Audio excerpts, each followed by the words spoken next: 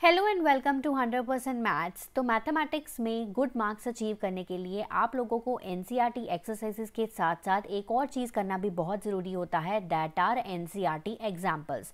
बहुत सारे बच्चे जो हैं वो इस चीज़ को अवॉइड कर देते हैं, बट इस साल जो है वो मैं आप लोगों के लिए लेकर आई हूँ एनसीईआरटी एग्जाम्पल्स। आपको इस वीडियो में सारी एनसीईआरटी एग्जाम्पल्स सॉल्व मिलेंगी और विद ईजी वेज। तो इस वीडियो को एंड तक आप लोगों को ज़रूर देखना है, और अगर आप चैनल पर न्यू हैं तो प्लीज़ चैनल को सब्सक्राइब कर लीजिए और बेल आइकन को भी हिट करिएगा, ताकि जब भी कोई न्यू वीडियो आए तो उसका नोटिफिकेशन आप तक सबसे पहले पहुंच सके। तो आइए इस वीडियो को स्टार्ट करते हैं। तो स्टार्ट करते हैं with example number 1। Consider the numbers 4 raised to power n where n is any natural number. Check whether there is any value of n for which 4 raised to power n ends with digit 0. तो एक number digit 0 से कब and करता है? एक number digit 0 से तब and करता है जब उसकी प्राइम फैक्टराइजेशन के अंदर 2 भी हो और 5 भी हो। पावर जितनी मर्जी हो उससे कोई फ़र्क नहीं पड़ेगा, बट 2 का होना भी ज़रूरी है और 5 का होना भी ज़रूरी है, तभी वो जो नंबर है वो डिजिट 0 के साथ एंड करेगा। तो कोई भी नंबर आपको गिवन हो, आप उसकी प्राइम फैक्टराइजेशन चेक कर लीजिए। सो 4 raised to power n, तो 4 की प्राइम फैक्टराइजेशन क्या होती है? 2 की पावर 2, ठीक है, और यहाँ पर n आ गया। सो 2 की पावर 2n जो है वो इसकी प्राइम फैक्टराइजेशन बन गई। अब आप इसकी प्राइम फैक्टराइजेशन को अगर ध्यान से देखें तो 2 तो प्रेजेंट है बट 5 नहीं है यहाँ पर। सो यहाँ पर हम क्या लिखेंगे कि there is no value of n for which 4 raised to power n जो है that ends with digit 0। So digit 0 के साथ एंड करने के लिए एक नंबर की प्राइम फैक्टराइजेशन में 2 का होना भी ज़रूरी है और 5 का होना भी ज़रूरी है। सो नेक्स्ट मूव करते हैं एग्जाम्पल नंबर 2 पे। HCF and LCM find out करना है आपको 6 and 20 by the prime factorization method. तो प्राइम फैक्टर्स में हम इस नंबर्स को ब्रेक करेंगे। तो 6 को ब्रेक किया मैंने 2 into 3 में, और 20 को ब्रेक किया मैंने 2 into 2 into 5 में, ठीक है। और हम साथ में यहाँ पर लिख लेंगे 2 का स्क्वायर इंटू 5, है ना, क्योंकि 2 की पावर 2 हो गया यहाँ पर। अब HCF के केस में आपको क्या करना है, आपने देखना है कि दोनों में नंबर कौन सा कॉमन है। तो आप देख सकते हैं कि 2 जो है वो दोनों में कॉमन है, ठीक है, 2 जो है वो दोनों में कॉमन है, 3 और 5 तो नहीं है। सो हम नंबर वो लेंगे जो दोनों में कॉमन हो, और नंबर जो है उसकी लोएस्ट पावर लेंगे। तो नंबर की लोएस्ट पावर कौन सी है? यहाँ पर देखो 1 है और यहाँ पर क्या है? 2 है। तो नंबर की लोएस्ट पावर हम 1 लेंगे। तो HCF क्या आ गया? यहाँ पर 2 आ गया। दो ही हमारे यहाँ पे क्राइटेरिया होते हैं। सबसे पहले यहाँ पर नंबर लेना है जो कॉमन नंबर है दोनों का बीच में, और क्या करना है आपको? उसकी लोएस्ट पावर लेनी है। एलसीएम के केस में बिल्कुल उल्टा करना है आपको। एलसीएम के केस में आपको सारे नंबर्स लेने हैं जितने भी आए हैं, 2, 3, 5, तो तीनों नंबर्स मैं ले लेती हूँ यहाँ पर, और नंबर की हाईएस्ट पावर लेनी है। तो 2 की पावर जो है वो 2 बड़ी है, 3 की पावर तो 1 ही है, 5 की पावर भी 1 ही है। सो 2 का square 4, 4 into 3 12, 12 into 5 60। So 60 is the LCM and HCF is 2। Okay, next example number 3 पे चलते हैं। Find the HCF of 96 and 404 by the prime factorization method. तो हम सबसे पहले 96 को ब्रेक करेंगे। सो 96 को हम कैसे ब्रेक करेंगे? 2 raised to power 5 into 3 आ जाएगा, और 404 जो है ये आ जाएगा मेरा 2 की पावर 2 into 101। तो ये मैंने कैसे किया ये मैं आपको यहाँ पर करके बता देती हूँ। सो 2 से डिवाइड करेंगे 48 आ जाएगा, 2 से डिवाइड करा 24, 2 से फिर से डिवाइड करा 12, 2 से फिर से डिवाइड करा 6, देन 2 से फिर से डिवाइड करा 3, और यहाँ पर 3 और 1, ठीक है। तो ये अब देखो 2 की पावर 5 आ गया इंटू 3। ऐसे ही 404 का भी कर सकते हो। सो 2 से डिवाइड करा 202, फिर से 2 से 101, और 101 जो है that is a prime number. So यहाँ पर इस तरह से आ गया, ठीक है।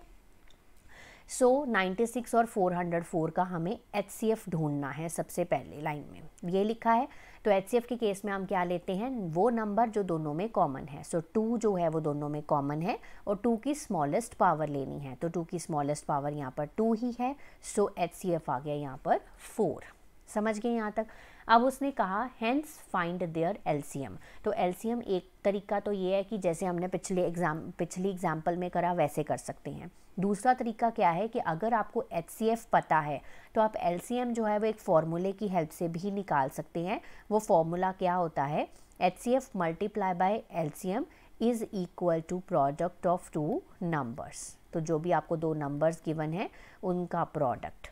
HCF क्या आया मेरे पास 4। LCM आपको क्या करना है, calculate. Product of two numbers कौन कौन से हैं, 96 और 404। सो LCM इज इक्वल टू 4 को हम इधर ले आते हैं। सो ये इसके डिनोमिनेटर में चला जाएगा।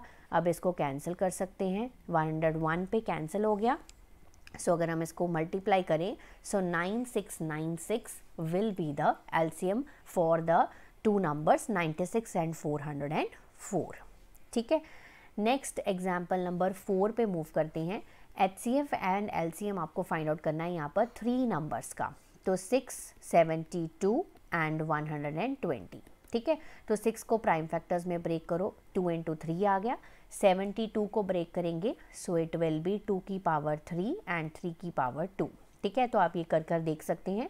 120 को ब्रेक करेंगे, 2 की पावर 3 आ जाएगा, 3 और 5। जैसे हमने प्रीवियस एग्जाम्पल में किया वैसे ही हमने यहाँ पर करना है।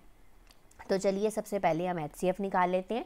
तो HCF के केस में 2 क्राइटेरिया है। फर्स्ट ऑफ ऑल नंबर वो लेना है जो दोनों में कॉमन है। सो 2 ले लिया और 3 ले लिया, है ना, क्योंकि 5 सब में नहीं है, 2 और 3 तीनों में है। सो यहाँ पर हमें उसकी 2 की लोएस्ट पावर लेनी है। तो 2 की लोएस्ट पावर क्या है, 1। 3 की लोएस्ट पावर भी क्या है, 1 है।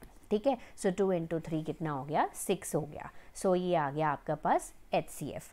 देन LCM के केस में आपको सारे नंबर्स लेने होते हैं। 2 भी लेना है, 3 भी लेना है और 5 भी लेना है, और सबकी हाईएस्ट पावर लेनी है। सो 2 की हाईएस्ट पावर क्या है, 3 की हाईएस्ट पावर 2 है और 5 की हाईएस्ट पावर 1 ही है।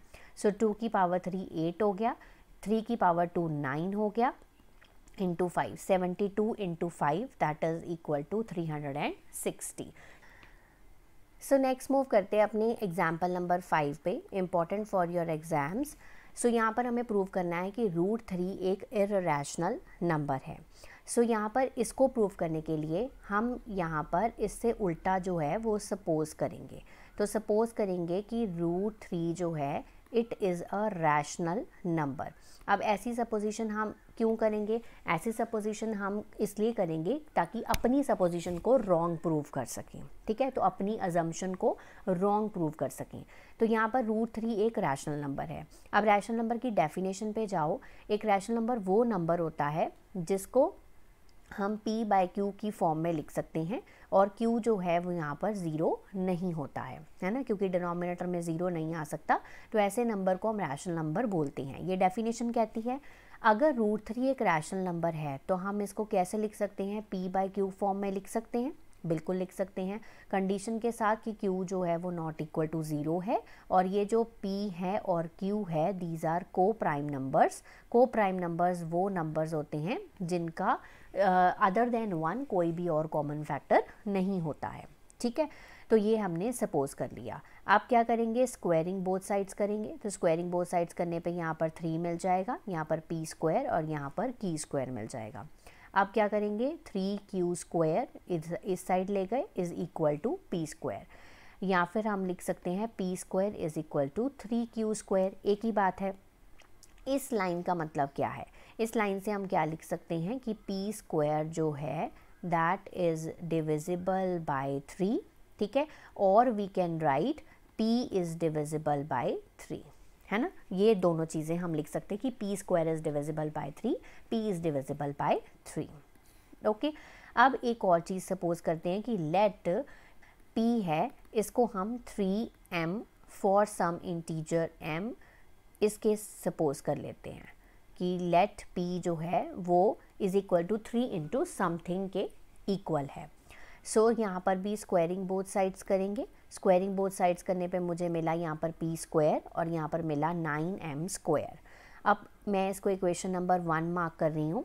तो यहाँ पर P² किसके बराबर है, 3Q² के बराबर है। सो 3Q² मैं यहाँ पर डालूँगी P² की जगह पर, इज इक्वल टू 9m²। तो ये मैंने कहाँ से लिया, फ्रॉम इक्वेशन नंबर 1 से लिया। सो q² जो है वो किसके इक्वल आ गया, 3m² के इक्वल आ गया। 3 को इधर ले आई और डिवाइड हो गया। सो q² जो है वो 3m² के इक्वल आ गया। अब यहाँ से इसको इक्वेशन नंबर 2 मान लो, और यहाँ से मैं क्या लिख सकती हूँ कि q² जो है that is divisible by 3, q is divisible by 3, ये लिख सकती हूँ। ठीक है, अब यहाँ पर देखो नटशेल में हम यहाँ पर क्या लिख सकते हैं कि p and q both are divisible by 3, है ना। तो p और जो q है these are both divisible by 3, है ना। p and q both are divisible by 3, but हमने ऊपर क्या सपोज करा था कि p और q तो को प्राइम नंबर्स हैं। तो को प्राइम वो होते हैं जिनका अदर देन 1 तो कोई फैक्टर नहीं होता। तो यहाँ पर क्या हो गया कि ये कॉन्ट्राडिक्ट कर गया किस फैक्ट को, कि p and contradicts that p and q are coprimes. ठीक है, तो हमारी सपोजिशन गलत प्रूफ हो गई। ठीक है, सो हम लिखेंगे कि आवर सपोजिशन इज रॉन्ग। ठीक है, सो देयरफॉर √3 जो है वो इरेशनल नंबर ही है। ठीक है, तो इस तरह से आपको ये पूरा क्वेश्चन कर आना है। नेक्स्ट चलते हैं एग्जाम्पल नंबर 6 पे। शो करना है हमें 5 माइनस √3 इज़ इरेशनल। तो हम यहाँ पर सपोज करेंगे सेम प्रीवियस क्वेश्चन की तरह, प्रीवियस एग्जाम्पल की तरह, कि 5 माइनस √3 एक क्या है, रैशनल नंबर है। ठीक है, अगर ये एक रैशनल नंबर है सो हम इसको p/q फॉर्म में लिख सकते हैं या a/b। कई बुक्स में ना आपको a/b की फॉर्म में मिलेगा और कई बुक्स में p/q फॉर्म में मिलेगा। आपकी NCERT बुक में a/b फॉर्म में दिया हुआ है, तो मैं आपको उसी तरह से कर बता देती हूँ। सो a/b फॉर्म में हम इसको लिख सकते हैं क्योंकि ये एक रैशनल नंबर है। तो ऐसे क्वेश्चंस के लिए हमें क्या करना होता है, रूट वाली टर्म को एक साइड करना होता है और दूसरी टर्म्स को एक साइड पे लाना होता है। तो a/b को इधर ले आई और √3 को मैंने राइट हैंड साइड पे रख दिया। थोड़ा सा और सिंप्लीफाई करूँगी तो ये आ जाएगा 5b minus a upon b is equal to √3। ठीक है, तो हमें यहाँ पर पता है कि ये जो a और b हैं ये क्या हैं, एक इंटीजर्स हैं, है ना। सो इंटीजर्स हैं, तो हम यहाँ से लिखेंगे कि 5b माइनस a/b जो है वो एक रैशनल नंबर ही बनेगा, है ना। अगर वो इंटीजर्स हैं a और b तो ये एक रैशनल नंबर बनेगा। अब ये बराबर किसके है, ये बराबर है √3 के। ठीक है, सो हम यहाँ से लिख सकते हैं कि √3 is also a rational number. ठीक है, अब यहाँ पर ना एक टिप है, अगर तो आपका ये क्वेश्चन 1 या 2 मार्क्स में आ जाता है तो आप सीधा ही लिखा ना कि √3 एक इरेशनल नंबर होता है, तो ये कॉन्ट्राडिक्ट करता है फैक्ट, तो इसलिए ये भी जो है वो एक इरेशनल नंबर है। अगर ये क्वेश्चन 3 या 4 मार्क्स में आता है तो जैसे अभी हमने पीछे ये √3 को इरेशनल प्रूफ किया है तो ये पूरा आपको कर आना है। ठीक है, तो पूरा आप करके आओगे फिर ही पूरे मार्क्स मिलेंगे। राइट, समझ गए। तो अब यहाँ पर मैं आप ऑलरेडी प्रूव कर चुकी हूँ कि √3 एक इरेशनल नंबर है, तो मैं यहाँ पर सीधा ही लिख दूँगी तो कि जो √3 है वो एक इरेशनल नंबर है। ठीक है, इरेशनल नंबर है। सो यहाँ पर हमारी जो अजम्पशन है वो गलत है। सो 5 minus √3 is an irrational number. ठीक है, so this is the answer of this question. So move करते हैं इस चैप्टर की लास्ट एग्जाम्पल पे कि शो करना है हमें 3√2 जो है वो इरेशनल नंबर है। तो यहाँ पर हम सपोज कर लेंगे कि लेट कर लेंगे 3√2 जो है वो एक रैशनल नंबर है, as we have done in the previous examples, है ना। तो 3√2 को मैंने मान लिया वो एक रैशनल नंबर है। अगर वो एक रैशनल नंबर है तो हम इसको a/b की फॉर्म में लिख सकते हैं। ठीक है, प्रोवाइडेड दैट कि b जो है वो नॉट इक्वल टू 0 है। तो हमें मिल गया यहाँ पर 3√2 इज़ इक्वल टू a/b। तो आपको क्या करना होता है, रूट वाली टर्म को एक साइड पे रखना होता है। ये आपकी नॉर्मल टर्म है, नॉर्मल नंबर है, तो इसको हम इधर लेके जाएंगे। सो अगर इधर लेके जाएंगे मतलब ये b के साथ आ जाएगा। सो a/3b हो गया। अब हमें पता है कि a और b जो हैं अगर वो इंटीजर्स हैं, ठीक है, तो हम यहाँ पे लिख सकते हैं कि देयरफॉर जो a/3b है वो एक रैशनल नंबर है, ठीक है, a/3b रैशनल नंबर है।